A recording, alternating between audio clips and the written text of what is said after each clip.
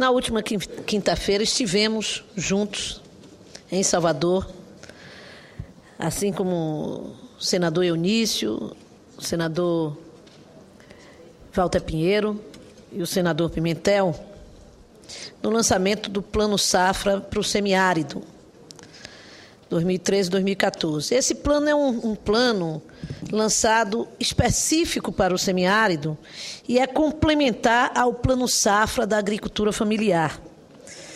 Ele vem no sentido de aumentar a segurança produtiva e melhorar a estrutura dos produtores rurais durante a estiagem, permitindo que o Nordeste sobreviva na convivência com a seca.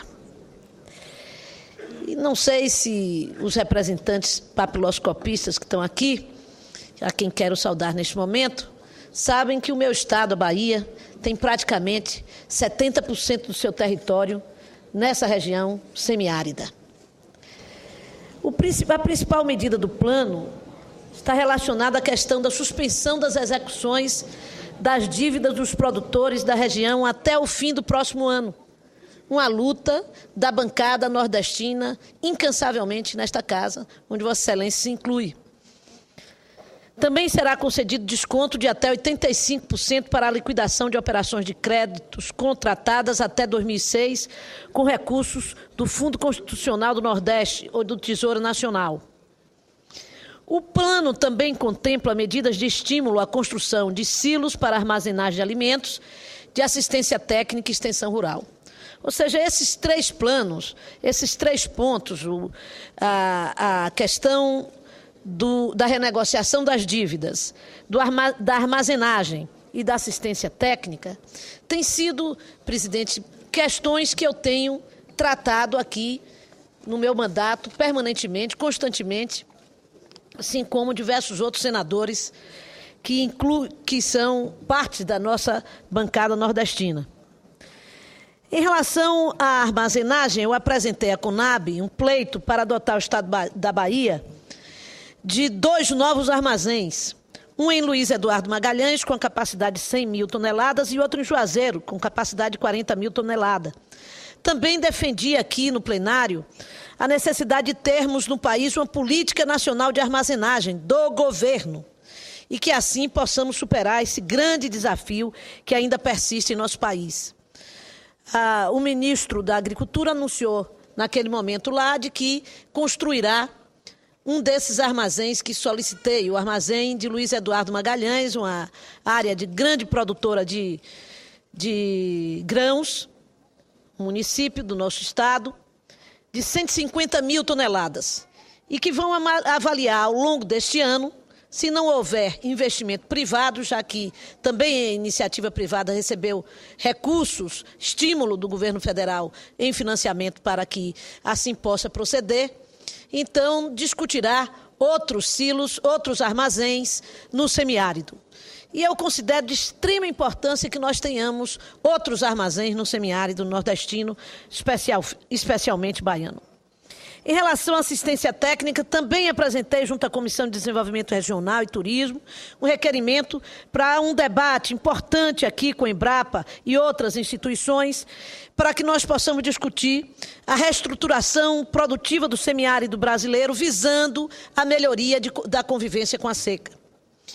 E em relação à dívida dos produtores, apresentei projeto de lei do Senado número 602/2011 para modificar os parâmetros de renegociação das dívidas oriundas de operações de crédito rural lastreadas em recursos do Fundo Constitucional do Financiamento do Nordeste.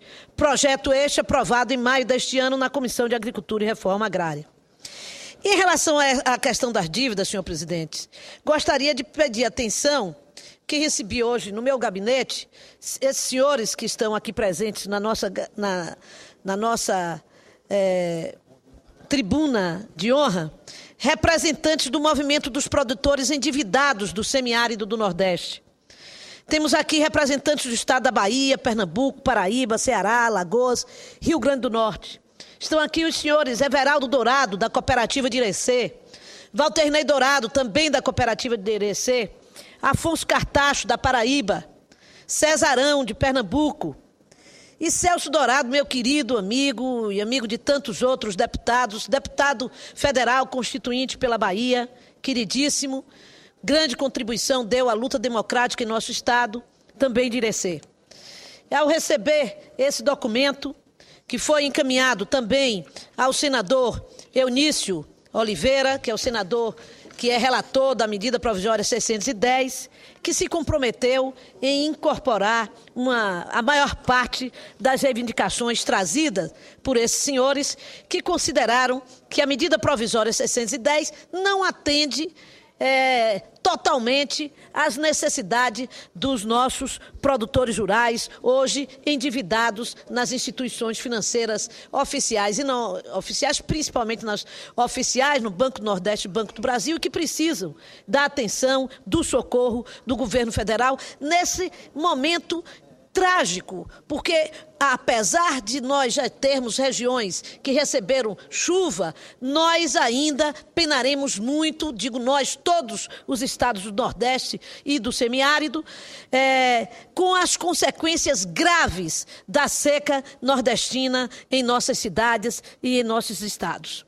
O estado da Bahia também receberá a instalação de 84.800 cisternas para o armazenamento de água, visando o consumo humano, que beneficiará uma população de aproximadamente 520 pessoas. E também, durante o lançamento do plano, foram entregues 323 máquinas, 130 retroescavadeiras e 193 motoniveladoras, voltadas para a construção de estradas e barragens, além de 250 ônibus escolares do programa Caminho da Escola, de um total de 500 que o Estado da Bahia receberá. Estavam presentes senadores, governadores de todos os estados do Nordeste e também prefeitos de todas as regiões do nosso estado. E eu quero, portanto, não podia deixar de registrar isso aqui, registrei na própria quinta-feira, o senador Pinheiro também se referiu a isso, e eu não podia deixar de registrar esse importante momento da presença da presidente Dilma em nosso estado. Mas, senhor presidente, senhores senadores, eu também não queria deixar de me reportar rapidamente a essa discussão da reforma política. Ouvi aqui atentamente as palavras do senador Roberto Requião, com quem concordo na maior parte daquilo que ele falou. Porque eu creio que quando vem à tona essa discussão da reforma política e os partidos se apressam a colocar suas posições, precisaríamos trazer ao debate e com a sociedade, especialmente, para responder a uma pergunta. Reforma política para quê? Porque, sem dúvida nenhuma, quando nós estamos falando em reforma política, senadora presidente Ana Amélia, é porque nós estamos sentindo que saiu das ruas e que nos incomoda a ideia de que há um questionamento em relação à representação política no Brasil. Há claramente apontada pelas ruas a vivência de uma crise de representação. E se há uma crise de representação, é porque nós precisamos fazer uma reforma política que represente mais a população brasileira. E para representar mais a população brasileira, nós precisamos garantir que essa reforma política crie mecanismos para fazer com que aqueles segmentos que não estão no parlamento possam estar presentes no parlamento. Destacadamente, uma reforma política que garanta a presença das mulheres e dos negros no parlamento brasileiro, hoje muito subrepresentados. Nós temos subrepresentado do ponto de vista quantitativo. A participação das mulheres no parlamento brasileiro ainda não chega a 10% em todo o conjunto do parlamento brasileiro. A participação dos negros aí é muito menor ainda do que isto. E nós precisamos, portanto, para garantir que esta reforma possa traduzir a possibilidade de mudança nessa representação, de incorporação da representação das maiorias femininas e negras deste país, nós temos que garantir o financiamento público de campanha. Porque, sem dúvida nenhuma, uma grande parte das mulheres que desejariam estar no parlamento municipal, no parlamento estadual, no parlamento federal, hoje não conseguem chegar a isto porque não têm condições objetivas de financiamento que lhe possa permitir a disputa de uma eleição. Falava-se, na última eleição no meu estado, que para se eleger deputado federal era preciso uma quantia em torno de 3 milhões de reais para viabilizar uma candidatura de um deputado federal. Sem dúvida, a maior parte das nossas lideranças femininas, das nossas lideranças do movimento negro, não tem condição de dispor desses recursos, nem mesmo de mobilizar esses recursos em torno de suas campanhas. É preciso, portanto, pensar uma reforma política que atenda ao desejo da população brasileira de radicalizar a democracia. E radicalizar a democracia criando instrumentos de democracia participativa direta e fortalecendo os instrumentos da democracia representativa.